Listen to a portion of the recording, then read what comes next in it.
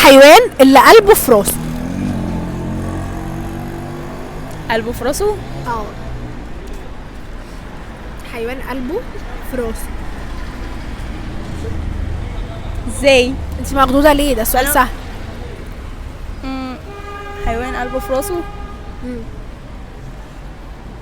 هو صغير، بيعيش في البحر، احنا بنحبه. ايه الحاجات اللي بتعيش في البحر؟ قولي لي كده. السمك، الاخطبوط، قلب البحر. كلب البحر. كلب البحر. مش ده.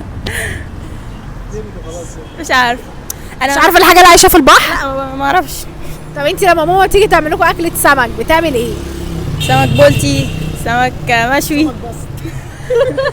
سمك بس، مفيش حاجه تاني؟